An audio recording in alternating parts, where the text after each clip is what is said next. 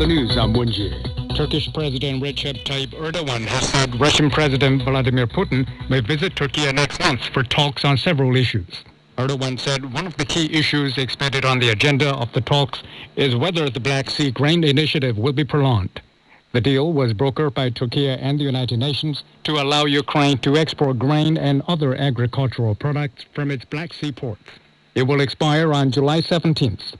Dasha Chernyshova reports from Moscow. The Russian position here is very clear. Moscow hasn't seen any progress being made on the implementation of the deal regarding the facilitation of the Russian agricultural exports to the international market. There are many problems: the freight, the insurances, this reconnection to the SWIFT system, without which the payments are incredibly difficult. So Russia insists that zero progress has been made on that part of the deal, while the part of the deal which relates to the Ukrainian exports of grain has become the commercial one, as the Russian authorities have pointed out. So the most recent statements from the Russian president indicate that Russia will withdraw from this deal, but at the same time we also understand that Moscow could resume the negotiations on this deal and could resume its participation in this arrangement should at least one of the conditions that Russia has introduced be finally implemented. But at the moment, Moscow says no grounds are seen to extend the deal any further.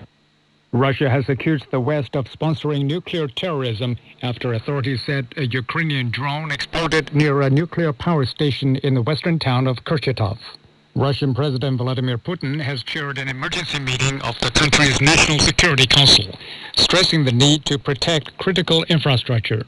This comes after officials reported the drone crash a few kilometers from the Kursk nuclear power plant. Russia has also claimed to have found uncontrolled floating Ukrainian mines in the northwestern waters of the Black Sea. Ukraine has yet to respond to both incidents. A Chinese envoy has stressed the importance of advancing the political process in Haiti. The Chinese deputy permanent representative to the UN said Haiti is deeply mired in multiple political, security, development, and humanitarian crises, and the situation continues to deteriorate. Peng Shuang made the statement in an explanation of vote after the Security Council adopted a resolution to extend the mandate of the UN Integrated Office in Haiti for a year.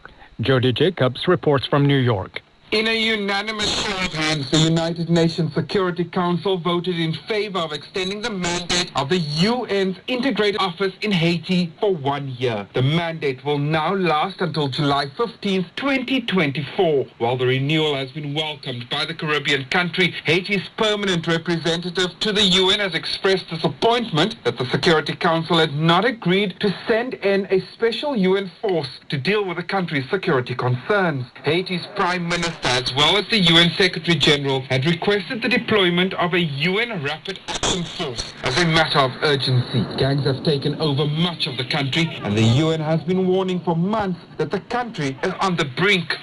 Senior Chinese diplomat Wang Yi has put forward a three-point proposal on safeguarding security and stability in the Asia-Pacific region. While attending the ASEAN Regional Forum Foreign Ministers meeting, Wang said the forum has contributed to regional peace and stability.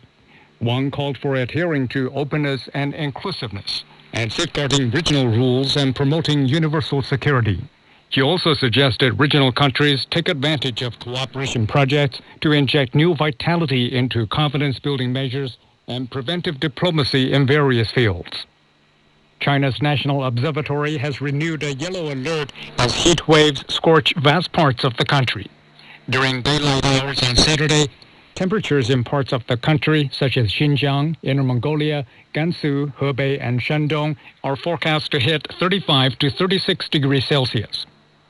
A major river overflowing near New Delhi has reached its highest level in 45 years this week. Officials say about 30,000 people have been evacuated along Yamuna riverbanks.